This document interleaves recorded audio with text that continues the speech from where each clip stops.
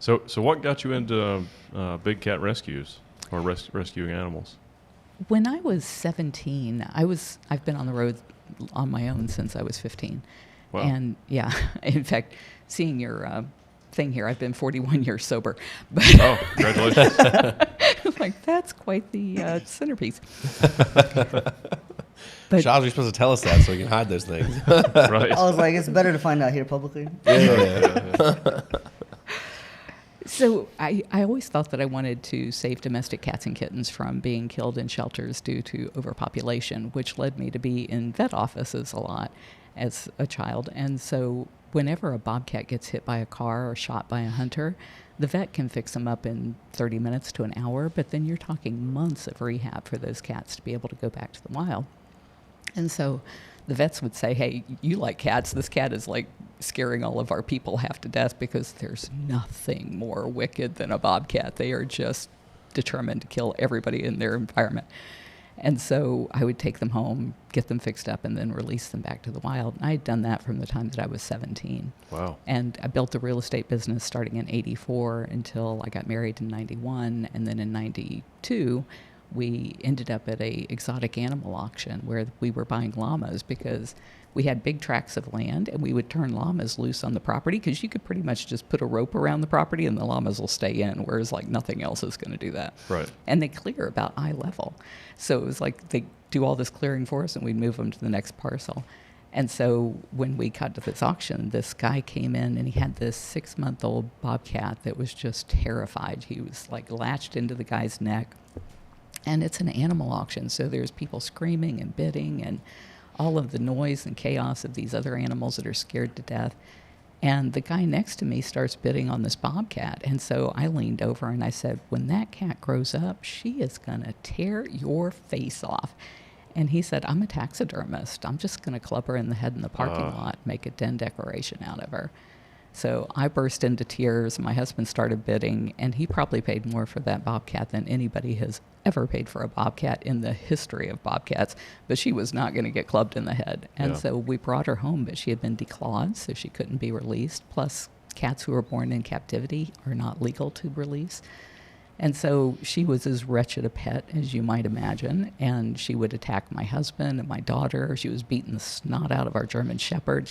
And so my husband started calling around and saying, you know, is there anybody who could sell me a bobcat to raise with her so she's got somebody of her own kind?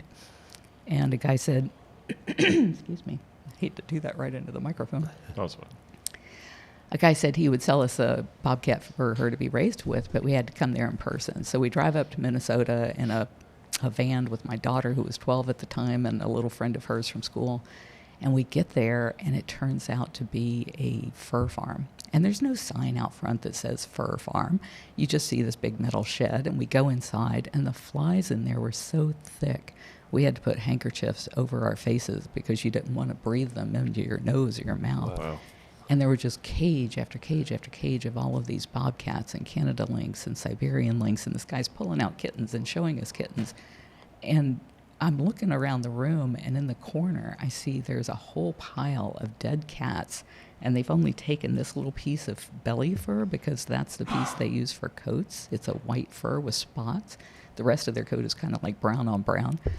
And I asked the guy, was there this big of a market for these as pets? Because every bobcat I'd ever met was just evil. And he said, oh, no, whatever we don't sell as pets, we'll slaughter next year for their fur.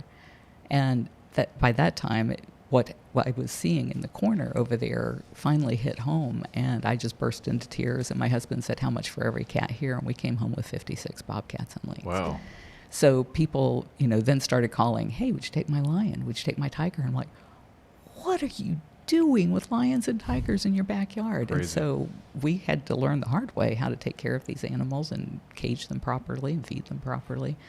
And that started in 92. That's a brave endeavor, too. I mean, It's a stupid endeavor. well, someone has to do it, though, right? Endeavor. She's talking to me. Yeah, I was going to say, I felt like we got those warnings last night. Like Right, they tried to warn you, it didn't work. Oh, they tried to warn me in every possible way. Undiscourageable. Yeah. But that's the people that should do it, though, right? And the people that are determined to make a difference. The crazy people, yeah. Yeah.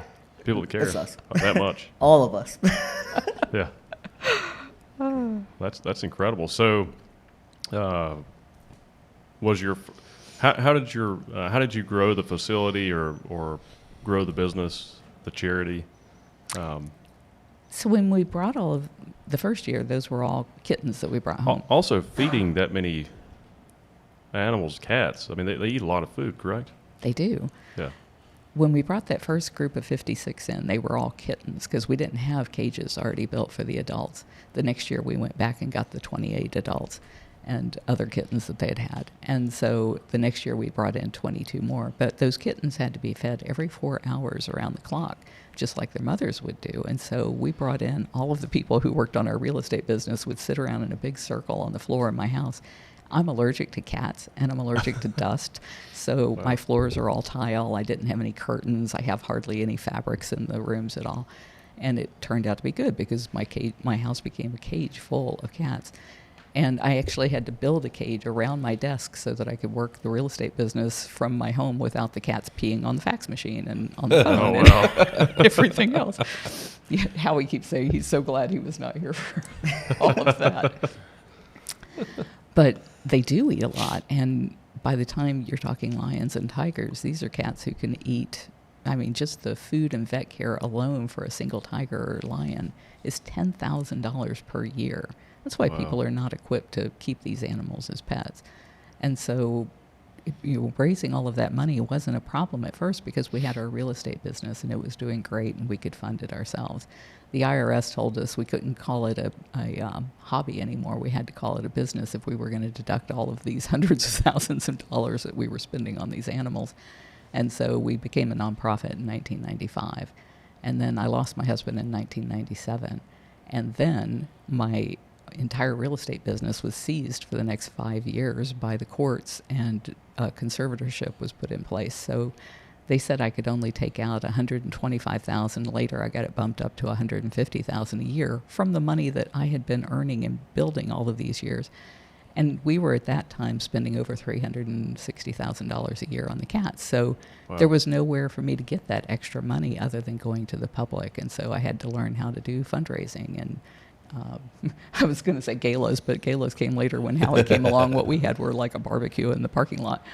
But we had to learn how to solicit funds from people. And I'm a really proud person, and I've worked hard since I was a child. And for me to go and ask people to help me was really hard. And I think it's probably the hardest thing that you'll deal with.